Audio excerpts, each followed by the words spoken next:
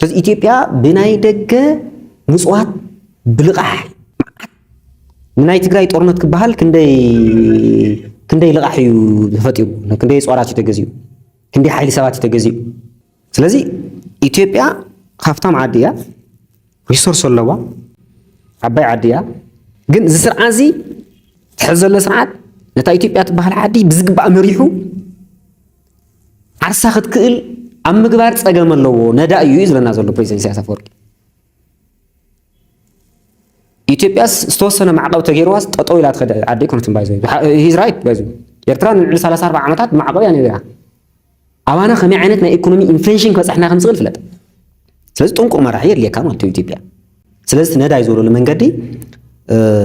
ብዝተፈላለየ መንገዲ ዓርሱ ክኽእል ዘይኽእል በወታደራዊ ዓሙ እንኳ ዓርሱ ይኽእል የትኛው ፓርቲ ነው አማራጭ ነው ገዢውን ፓርቲ ተገዳድረው ለህዝብ እንዳማራጭ ማክሮፊያ የሚሆን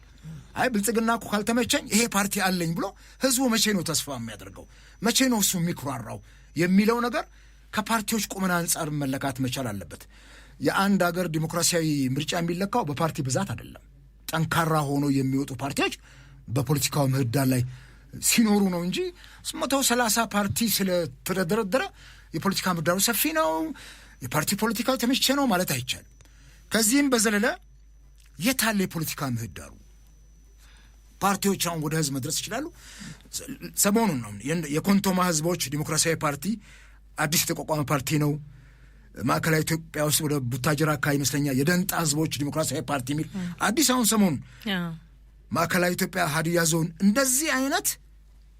ፓርቲዎች እንኳን ጉባኤ ማድረግ አልቻሉም የመስራች ጉባኤያቸው ተፈቅዶላቸው ወቱ ቃልሲ መጀመሪያ በሱርቱ ዕላማ ትናይ መጀመሪያ ዕላማን ትናይ ኸዝ ዕላማን አይረኸ መጀመሪያ ለኸድናሉ ወረዳ ሓፂር ሰዓት ትናይ ትግራይ ለነበረ ኩነታት ከመዓራረ ሓቢርና ምስ ትዴፋት ኩልና ኮይና ወረድቱ ለነበረ ኩነታት ከመዓራረ ይምበር ከምዚ ናኸዝ ሒዝ ወለሉ ዕላማ ክኸውን ኤክስፔክት ይገርናይ ማለት ግዜ ብልወሰደ ቁጽር የፍቱ ሓራ መሬት ዕላሙና ቀየረ ይመጽ ማለት نحن علامنا ያው ህዝባዊ ሓድነት ምምጻዩ ፖለቲካ ትግራይ ምትዕረራይ ልብልሕቶታት እዮም ነይሮም ቶም መሰረታዊ ነገር ካልኦት ቶም ልነበሩ ሕቶታት ማለት ይሳቶም ብወቅቱ መፍትሕ ክረኽቡሞ ቶለልና ውጽኢልናስ ክንምለስ ብሓደ ኮይና ክናሓተሉ ነገር ይነሩ ዘን ታይም ማለት ግዜ ብዝወሰደ ቁጽር ግን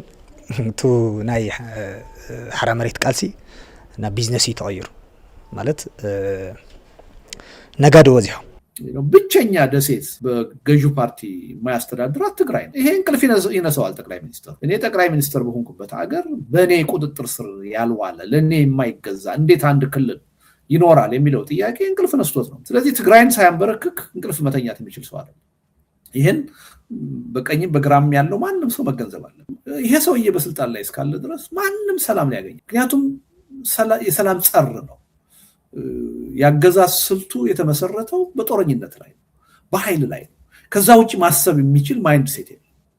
ስለዚህ ተፈጥሮ ነው በቃ ይሄ እና ይሄን መገንዘብ ያስፈልጋል እና ምንድነው ትግራይን መጀመሪያ ባጭር ጊዜ በጦርነት አንበረክካለሁ ብሎ ሞከረ ከዛ በሲጅ በከበባ ሞከረ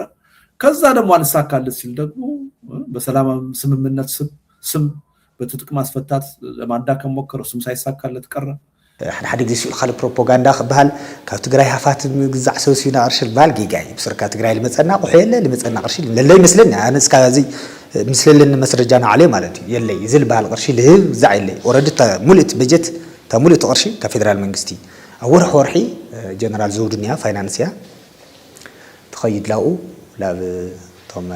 መከላከያ ምስ ጀነራል ጻርቃን ኮይኖም ብሓደ ኩሎም ይነጋገሩ ወርሓዊ ማህያ ሒዞም ይመጹ ይብተን ከምላ ገርካ ወርሒ ኸዝግን ለሕቶ ኣቲንዮ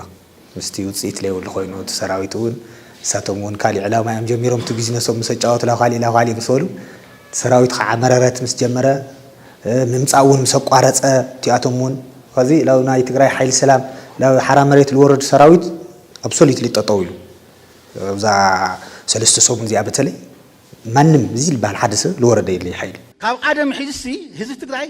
كفلت بخية كف زبل دولت بخية دو زبل علمت بخية دلمع تعالس بخية زك على السزبي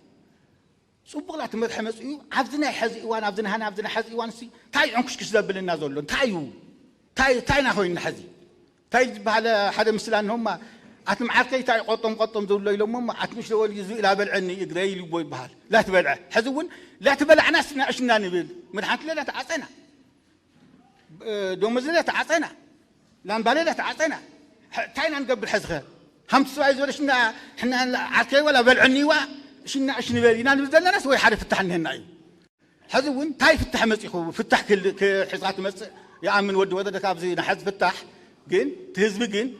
بتعم يقنقوا عن كل زلزلهم خان كافتي عب تفانق على خوينو عاوز زبرسلو نحز لما نخلو دحرس بريتوريا خا ل3 عامات زربح وصيت زي يقولنا هالو صباح فتحي دحر صباح فتحي ناتهاله حزبنا ونتعكس ناتهاله نتعكس ناس نرقف نتعكس ناس ندق تتعكسس نمرقا كوينو نمرقاف كوينو توساخ السلام توساخ بوتا ورصقامات تفتح وحزب كاز ملس ايكون توسنا خفيل كاز وخانت ملس كاصبو نيرو سلازي دحر سمعون زكالنا صعاري غيرنا هنا دحر تاسمع بريتورياون مالت ابز عامت وسيركا نا افريكا حورت لعل 10 دبدابي تصحفي كم واحد لعل 10 دبدابي يا ابي ማጭበርበሪያ የአብይ ማደናገሪያ የአብይ የስልጣን ማራዘሚያና የሱ በላባይ ቡድን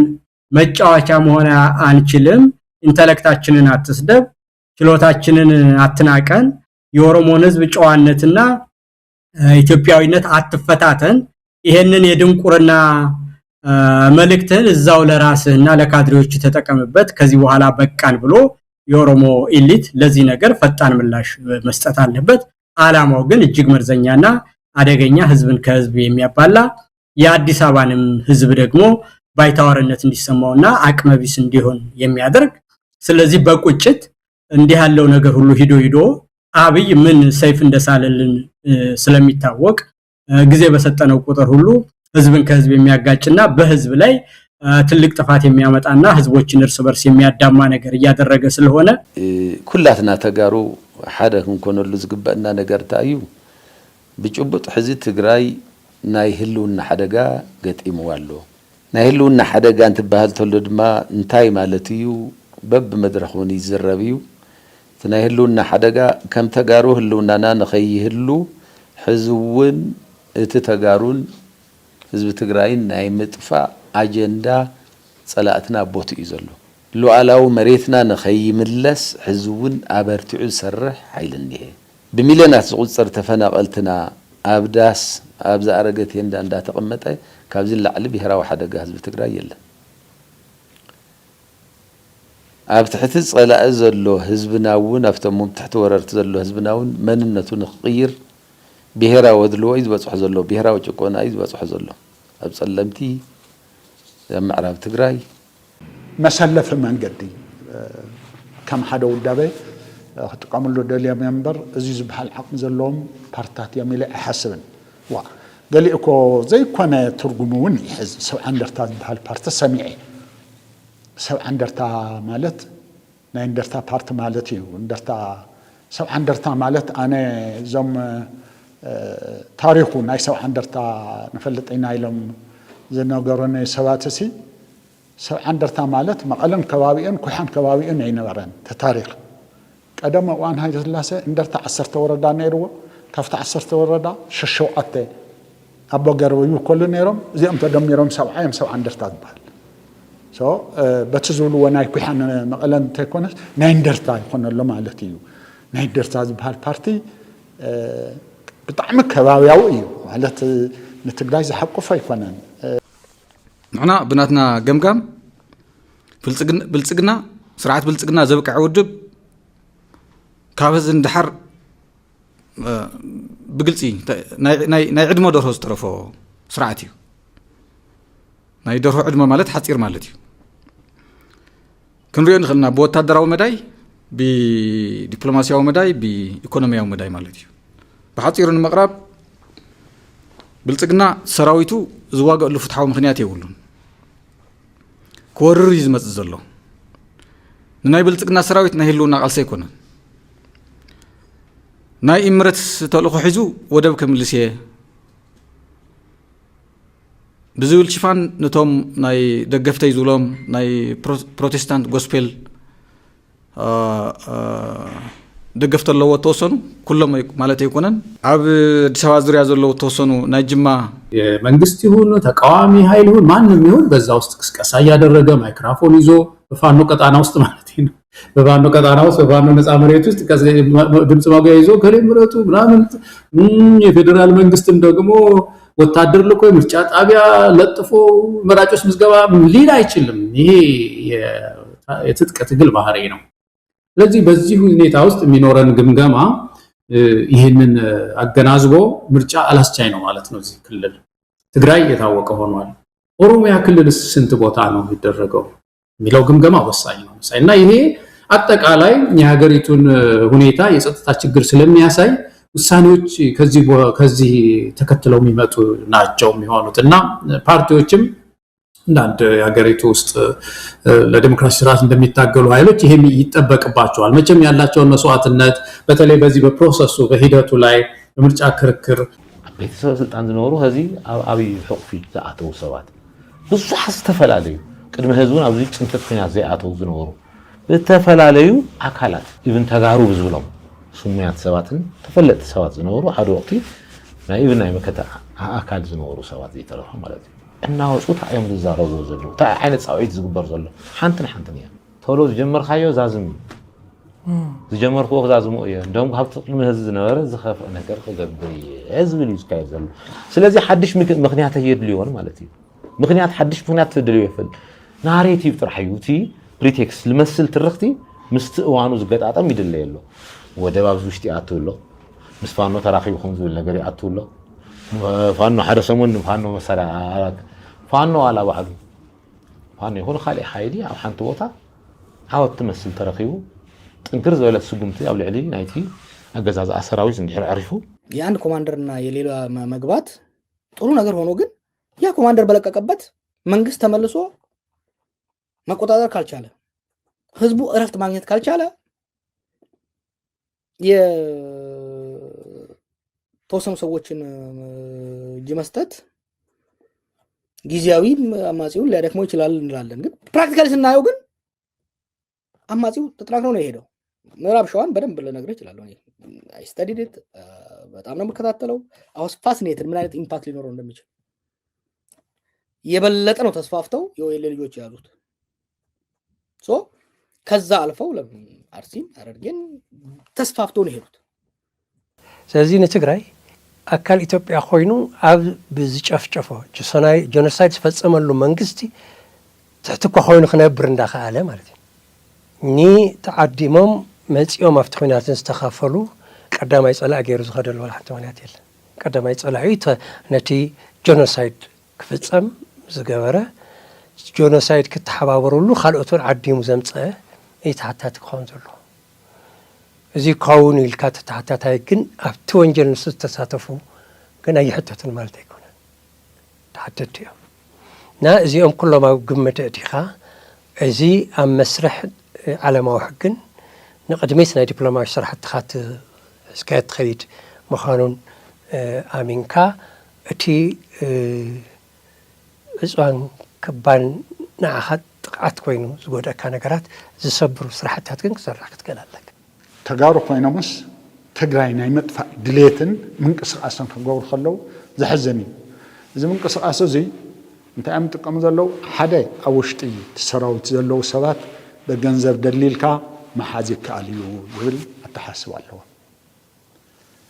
ካልኣይ ኣብ መናእሰይ ኣቴኻ መናእሰይ ናብ ዓመፅ መሰገጋር ይከኣል እዩ ዝብል ኣተሓስብ ኣለዎ ሳልሳይ ኣብ ውሽጢ ትውድብ ምክፍፋል ምግባር ይከኣል እዩ ኣብቲ ኣመራርሓ ከፋፊልካ ትውድብ ክዳኸም ዕድል ኣለዎ እዚ ብምግባር ብሰላማዊ ዝኾነ ግጭት ብዘይብሉ መንገዲ እቲ ምንቅስቃስ ንመርሖ እሞ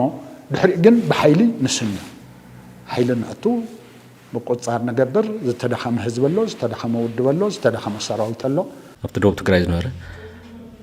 ተዓገሱ ሰላም ገበሩ ተባሂልና ተሓቲትና ኢና እንታይ ጌርና ንሕና ሰላም ገበሩ ክበሃል ዘሎ ንሱ እዩ ኢልና እኮ ረዲእና ሰዲድና እዮም ሰላም ገበሩ ኢሉ ሰዲዱ ሽማግለ ሰራዊት እዩ ዝእክብ ዘሎ ግን ንኣከበ እውን ይፀኒሑ ስለዚ ተገልቢጥ እዩ ንሱ ሰላም ገበሩ ዝብል ሽማግለታት ክሳዕ ምስዳድ በፂሑ ማለት እዩ ሕዝኸ ተሓቂ ወፅያ ደላይ ኩናት ንሱ ምዃኑ ፖለቲካዊ ሽግር ብበትሪ ብጥይት ክፈትሕ እየ ዝብል መንግስቲ ክንበርክኽ እየ ዝብል መንግስቲ መሰል ንምሳልካ ተሓትት ዝብል መንግስቲ በቃ እዚእቲ ባህሪ ኣብዚ ሓለፈ ሰሚዕኩም ተዘርበ ገዱ እውን ዘውፅኦ ማለት እዩ ፌደራል ይሕግዝ ኣሎ ክእየ ዝብል ፍፁም ሕሰት እዩ ዋላ ሎምቕነ ዘሰራጭው ዝነበሩ ብትናይ ጥልመትን ክዳዕትን ሓይሊ ዘሰራጭዎ ዝነበሩ ልገታቸው እውን ጌጋ እዩ ማለት እዩ ጌጋ እዩ እዚ ትግራይ ከምኡ ክበሃል ይግብኦ እዩ ነይሩ ውላድ ሂቡ ነቲ ናይ ጥልመት ሓይሊ እውን ካብ ፅንተት ዘድሓነ እዩ ግን ድማ ተመሊስካ ምስቱ ጆኖሳይድ ዝፈፀመልካ ተወሳኺ ፅንተት ክፍጠር ተወሳኺ ጆኖሳይድ ክፍጠር ዝግበር ዘሎ ምትሕባር ግን ፍፁም ጌጋ እዩ ማለት እዩ እቲ ህዝቢ እውን ህዝቢ ትግራይ እውን ሞራል ኣይህብን ነቲ ተመዛበልቲ እውን ትክክል ኣይኮኑን ኣይግብኦ እዩ ነዚ ህዝቢ ዝብል ሓሳብ እዩ ዘለኒ ማለት ስርዓት ብልፅግና ዝሐሸ ዲፕሎማሲያዊ ረኺቢ ምስ ዓለማት ፈጢሩ ነይሩ ያው ዝሐሸ ስርዓት ክፍጠር እዩ ዝሐሸ ናይ ዲሞክራሲ ሃሁ ዝሐሸ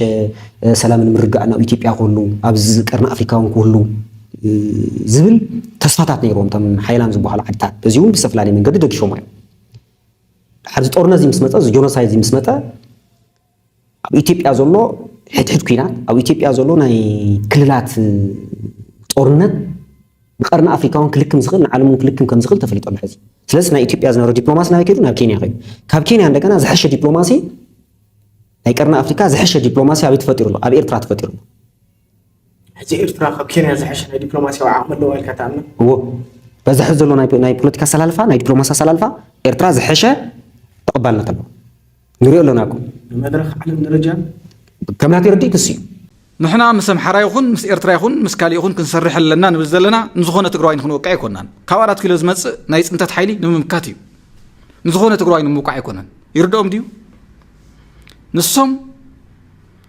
ኣብ ትግራይ ዘሎ ሓወብ ንኽወቕዑን ትግራይ ንምጥፋእን እዮም ምስ ኣበይ ተፃሚዶም ዘለዉ ሞራል ሕሊና እንተልይዎም ስለዚ እዚ ናብ ንፅፅር ዝቐርብ ኣይኮነን ናይ ትግራይ ስግኣት ዝምንጩ ካብ 4 ኪሎን ካብ 4 ኪሎን እዩ ሕዚ ኢና ንብል ዘለና ካብ ኣምሓራ ክልል ኣይኮነ ካብ ኣስመራ ኣይኮነ ካብ ካሊእ ኣይኮነ ስለዚ ተመሳሳሊ ስግኣት ዘለዎም ህዝብታት ክሓብሩ ግድን እዩ ስለዚ ሂወትካ ድሕን እናበሉ ምስ ኣፅናተይ ውግእ ዘዋልዱ ዘለዋ ኣካላት መንእሰይ ሂወትካ ድሕን ዝውግእ ዘይውግእኻን ነዲኻ ገዲፍካ ያ ኸይድ ይድፈርዋ ንሓፍትኻ ቀርኒ ኣፍሪካ ኢና ንርከብ ዘለና ብቐጥታ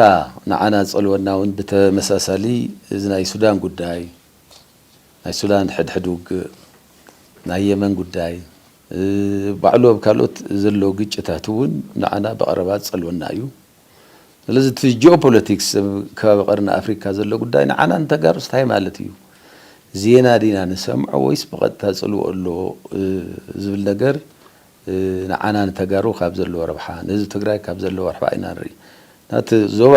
ቀርኒ ኣፍሪካ ብጣዕሚ ተኣፋፊ እዩ በብእዋኑ ለውጥታት ዝምዝገበሉ ከባቢ እዩ ኣብ ቀረባ እዋን እኳ እንተሪኢና ኣብ ሱዳን ኣብ መንጎቱ RSF ዝበሃልን ኣብ መንጎ መንግስቲ ሱዳንን ዝግበር ዝነበረ ውግእ ሕዚ ብጭቡጥ ልዕልና ናይቲ መንግስቲ ሱዳን እንትረጋገፅ ተሎ እንታይ ማለት ንዓና ዝኾነ ሰብ ክርድኦ ዝኽእል እዩ የሚያዳምጡ የኦሮሚያ ፖሊስ ዋና ዋና ኮማንደሮች አንድ ቀን ምስክር ይሆናሉ ለዚህ አሁን ለምለው ነገር ከኦሮሚያ ፖሊስ ውስጥ በጣም ጨካኝ የነበሩ በጣም ሰው ሲገሉ የነበሩት ዛሬ ፕሮሞት ሆነው ኮሚሽነር ሆነዋል፣ ኮማንደር ሆነዋል። ትንሽ የህዝብ ርህራሄ የነበራቸው ስም ከጠራው እንዳይገሏቸው ነው። ትንሽ የነበራቸው በሙሉ ተወግደዋል፣ ወይ ከሰርቪስ ተባረዋል፣ ወይ ደግሞ የሆነ ቦታ በዘበኝነት በአማካሪነት ተመድበው ነው ያሉት። ሴምስትሮ አማራ ውስጥ፣ ሴምስትሮ ሲዳማ ክልል ውስጥ፣ ሴምስትሮ ኤቭሪዌር ማለት ትችላለ። ሶ አንደኛ ፍሮንት ላይን ላሉ ወታደሮች፣ ፖሊሶች እና ወታደሮች ጭካኔ ወደ ላይ መውጫ ሆኗል። በሂደት ደግሞ ምን ሆነ? ሰው ጭካኔ የኖርማል ሞደስ ኦፕራንዲ እንደሆነ የኖርማል የስራ እንደሆነ የስራው አካል እንደሆነ ወድ ወረደ አሕና ደይሳስ ሳዕና ሓደ ሓደ በቃ ኣብዚ ድንሆ ኣብዝሓኛው ህዝቢ ኣብ ግንባር ይውላዱ ድንሆ ክፀውየካ ትማሊ ዱሮን ተወቁዖም ደቅና እኳ ኣፍታ ሽፍታ መሬት ሓራ መሬት ኣይብል ኣነ ሽፍታ መሬት እዩ መነገዲ ኣሕና ሓራ መሬትና ራያ ኣላማጣይ ኮረም ኦፍላ ወረዳይ እዛ ኣከባቢኣ ሓራ መሬት ሓራ ወፃና እያ እሳቶም ግን ንዓፋር ሓራ መሬት የብልናይ ሃም ተጋሩ ዓፋር ንዓፋር ህዝቢ ቦታ እዩ ሕዝለ ሓራ መሬት ተይኮነ ይድበሃል እሱ ሽፍታ መሬት ሸፍቶም ህዝቦም ድሸጡ ሌዋው ሸፋቱ ድንህዋ ዓዲ እዩ ኣሕና ምሳቶም ኣይኒ ድመሪ እቶም ደቅና ለተቃርቦም ነይ ትግራይ ትስዕላወሉ ክስዉ እንታይ ደፍርሕና ኣረ ጀነራላትና ልቢ ግበሩ ሰብኣይ ዘጋጀው ይለዩ ሰብኣይ ጊዜ ዕድገልኹም ለዩ ሕዚ ገገሊኦም ሰምዖ ዘለና ትግርኛ ህዝቢ ከም ዝደለየ ኮይኑ ይመለስ በሃል እዩ ከመ ገይሩ ከም ዝደለየ ኮይኑ ይምለስ ህዝቢ ትግራይ ተተፈናቀለ ህዝብና ክምለስ እንተ ኮይኑ እንኮ ታናይ መወዳእታ ስምምዕ ከመጋጣሚ ኮይኑ ኣነ እውን ብእዝነይ ሰምዓ ኽዋ ዝነበረት ናይ መጨረሻ ኣብቲ ናይ ኣፍሪካ ሕብረት ስምምዕ ኣብ ሰለስተ ነገር መረድዳ ነይሩ ሓደ ተፈናቀለ ዝምለስ ናይ ኣምሓራ ምምሕዳር ዲስማንትል ክግበር ኣለዎ እቲ ምምሕዳር ፈሪሱ ዲስማንትል ተገይሩ ነፃ ክኾን ኣሎ ካልኣይ ተኡ ዘሎ ዕጡቕ ሓይሊ ዕጥቁ ኣራጊፉ ክወፅእ ኣሎ ሳልሳይ እቲ ካብ ተፈላለየ ከባቢታት ዝመፀ ሰፋሪ ኣብ እንዳማቱ ንብረትን ገዛን ስለ ዘሎ ካብ ገዝኡ ወፅዩ ካብቲ ዝወረሮ መሬትን ገዛን ወፅዩ ትግራይ ፍቆዶ ከባቢታት ዘሎ ተፈናቀለ ህዝብና ብቐጥታ ኣትዩ ናብ ገዝኡ ክኣቱ ክመቻቸሎ ንኣፍ ይምሰል ሊፕ ሰርቪስ ዝበሃል ንይምሰል ከምዚ ተፀጊሙ ገለ እናተባሃለ ንውሽጢኻ ኢንተርናላይዝ ዘይትገብሮ ግን እቲ ናይ ህዝቢ ፀገም ሓውሲ ጭርሖ ብዝኾነ ኣገባብ ጥራሕ ብመልዓል ኣቢልካ ምሕላፍ ከምኡ ናብ ውሽጥና ነእትወተን ብኮይና በቲ ህዝቢ ዘለና ደረጃ ክንርከብ ኣይንኽእልን ማለት እዩ ስለዚ ናይ ህዝቢ ፀገም ናይ ህዝቢ ስቃይ ኢሉ እውን ከም ህዝቢ ከጥፈአና ዝኽእል ክንድግዛዕ ሓደጋ ኣብ ቅድሜና ተገቲሩ እናሃለወ ነዚ ከምዚ የለ ፀማም እዝኒ ብምሃብ ኣይረኣኹን ኣይሰማዕኹን ዝዓይነቱ ደኒንካ ኣብ ውልቃዊ ንሕንሕ ኢጎ ተሸሚምካ ትሑት ዝኾነ ፖለቲካዊ ጭርጭር እናምፃኸ ነንባዕልኻ እናተፀላለምካ ከም ኣሚማ እናተበጣጠስካ ክኸይድ ዝኽእል ፖለቲካዊ ሃዋህው ኣብ ትግራይ ኣሎ ማለት እዩ ስለዚ ናይ ትግራይ ኩነታት ክገልጾ ከለኹ ትውሽጣዊ ኩነታትና እዚ እዩ ይሄ እኮ አምቦ ውስጥ መደረግ ከተጀመረ ሰንብቷል ሰው በፀራራ ፀሐይ መንገድ ላይ አውራ ጎዳና ላይ ይደበደባል ይወጋል ይተኮስበታል ፖሊስ እያየ ባላየ ያልፋል ሰዎች ፖሊስ ጣቢያ ሲሄዱ ወይ ይታሰራሉ ወይ ሂዱና ይቅርታ ጠይቃችሁ በሽምግልና ታረቁ ይባላሉ ማአት ይሄ ያልደረሰበት ያልተደበደበ ያልተዘረፈ እንደሌለ በአምቦ ከተማ ያለ ትንሽ ገንዘብ ያለው ሰው ያልተቀማ በሳምንት ወይም ደግሞ በወር እንደ ደሞዝ ለነኚህ ሰዎች የማይከፈል ኤክስቶርሽን የማይከፈል እንደሌለ በከተማው መኖር እንደማይችል ለምሳሌ አንተ ቤት ሰርታ አንዱ ምናለኝ ቤቴን ሰርቼ ማከላ ደርሶ ገንዘብ አጠረውና ገንዘብ አጠራቅሞ ተበድሮ ሲመጣ እነዚህ ልጆች ቤቱን እየሰሩት ነው ብሎኬት አምጥተው በራሴ መሬት በኔ ቤት ላይ እንደኔ ቤት ይደበድቡታል ይሄ ቡድን ይታወቃል ከብሔራዊ መረጃና ደህንነት ኦፊሰሮች በላይ ስልጣን አላቸው ከፌደራልና ከክልል ፖሊስ የበለጠ ይፈራሉ በነገራችን ላይ እንትን አምቦ ላይ ሰው ሲታሰር እፎይ ነው የሚለው ፖሊስ አሰራይ ነው የሚለው ፖሊስን አይፈራም ሰው ምክንያቱም እነዚህ በረጋቸው የግል ቤታችን ማለት የግል ቤት አላቸው ወንዝ ወስደው ይገሉሃል ይደበድቡሃል ሶ ህዝቡ ምን መሰለ የሆነው በአንድ ወገን ድሮ መንግስትን የሚቃወመው ያምቦ ህዝብ እንደው መንግስት ይሰረኝ ሲለቀቅ እኮ በዋስ ሲለቀቅ እምቢ ያለ እስር ቤት እየቆየ ያለ ሰው አለ አምቦ ውስጥ የሚገርመው ምክንያቱም ያስርህና ፖሊሶች እነዚህ ሰዎች ምን ያደርጓል ኦፊሻሊ ያስሩህና ገንዘቡን ታመጣለህ ወይስ እንለቀሃለን ለነካሳ ይልዋል እንጂ ሶ ግንኙነቱ ሲምባዮቲክ የሆነ ነው አንዱ አንዱን እየደገፈ ህዝብ ትግራይ ካብ ደቂቀ እስጢፋኖስ ዝበሃሉ በየዘመኑ አንኮቨር ዝነገሱ ነገስታት ናጨፍጨፍዎ ዝመጽ ህዝቢ ከመገር ክሕወሓት ክሕዝና ሕወሓት ከተላኸኺያ ሞክርኪ ይልክሎ ንሳ መልስለይ እዚ ዝንቡዕ ብልከታይ ሽዋውያን ኩሉ ግዜ ኣብ ልዕሊ ህዝቢ ትግራይ ብተደጋጋሚ ማዕለያ ዘይብሉ ወራር እዮም ፈጺሞም ማዕለያ ዘይብሉ ወራር ክፍጽሙ ከለዉ ማዕለያ ዘይብሉ ጀኖሳይድ እዮም በየመዋእሉ ህዝቢ ትግራይ ናብ ረስዎ እዮም መጽዮም ታሪኹ ክምንዝዕዎ ባህሉ ክምንዝዕዎ ቋንቋ ከዋርድዎ ከይምሃር ትምህርቲ ከይለምዕ እዮም ገይሮሞ አንኮበር ነገስታት ናሽዋ ንህዝቢ ትግራይ ዘይወደድዎ በደል ዘይወጽሕሉ ግፍዒ የለን ስለዚ ሕወሓት ነበረት ኣይነበረት ሲ ህዝቢ ትግራይ ካብ ምብዳል ካብ ምግፋዕ መዓዝ ዓዱ ኢሎም ይፈልጡ ኣይፈልጡን ንምንታይ ሓቂ ናብ ሕወሓት ናብ ግዛዕ ናብ ዝኾነ ሰብ ምጽግጋዕ የለክ እና ያለ የጦርነት አውድማ ሆኖ ሲደበደብ አብይ የጦርነት አውድማ ቢያደርገው የትግራይ ምድር ምንም ችግር የለውም ሻዕቢያ ያደርጋል ብሎ ነበር ሻዕቢያ ካላረገ ግን ችግር የለውም አብይ ሲያደርግ ግን በቃ መቀበልና እንደውም አብረን ማድረግና ጦርነቱን ማሳጠር ነው የሚገባን ብለው ያንን ጦርነት ራሳቸው ሲገላቸው ከነበረ ሰውና ሲያሳዳቸው ከነበረ ጋር ሆኖ መልሰው ትግራይን የጦርነት አውድማ ማድረግ እኛ ካደረግነው ችግር የለም ሻዕቢያ ቢያደርግ ነበር አታደርጉ ያልናችሁ እንጂ እኛ የጦርነት አውድማ ብናረጋችሁ ግን ካብይ ጋር ሆነን ችግር የለም ብለው ካብይ ጋር ሆነው የሚጀጃሉ ኋላ ቀር ቁሞ ቀር እድሜ ልካቸውን ከነሱ ጋር አይደለም የኖሩት ሲሸነፉ ተባረው አብይ ጋር ጥገኝነት ጠይቀው መተው ኋላ ቀር ምናምን ይላቸው እነሱ ኋላ ቀር ከሆኑ ወጣቱ የነሱ ሊቀመንበር ሆኖ ጌታቸውን ገፍ ሲል እድሜ ልኩን የኖረው ከነሱ ጋር ምን ሊባል ነው ኋላ ቀር እንደውም እሱ ነው ስልጣንና አንተን ፈልጎ ከነሱ ጋር እስከ ዛሬ ድረስ እስከሚያባረሩት ድረስ እነሱ ጋር ነበር ክሳብ ሸውዓተ ካብ ሓደ ክሳብ ሸውዓተ ሰፊሮም ዘሎ ዓንቀታት እንትዘይ ተፈጺሞም ምስ መንግስቲ ኢትዮጵያ ብሓደ ከንብረና ዝኽእል ምርጫ ከግብረና ዝኽእል እናኩለና መዘውጽ ሕጊ እዩ በይን ሕጊ ኢና ንሕና ክንመርጽ ሕዚ ኣውፅዎ ዘሎ ምርጫ ናይ ምርጫ ሕጊ ኢሉ ኣውፅዎ ዘሎ ንዓና ይምልከተና ድሕሪ 2013 ኣብይ ኣሕመድ ዘውፅኦም ኣዋጃት ንዓና ኣይምልከተና ሕዚ ኣብ ትግራይ ውድባት ኣለዋ ገለ ግዛዕ ውድባት ኢና ዝብላ ኣለዋ ኣነ ውድባት የለዋን እየ ዝብል ሕወሓት ወኪልካ ውድባት የለዋን ውድባት የለዋን ዝብል ዘለኹ ሕወሓት ወጻኢስ ወላ ምስ ሕወሓት እንተን ውድባት የለ ኩለንተን ውድባት ሌጋሊቲ የብለንን በይናይ ኣዋጅ ናይ ትግራይ ተወካሊ ናይ ህዝቢ ትግራይ ተወካሊ ኢትዮጵያ ማለት ማ ካብ ምብራቅ ክሳብ ምዕራብ ካብ ሰሜን ክሳብ ደቡብ ዘሎ ህዝቢ እዩ ኢትዮጵያዊ ዝበሃል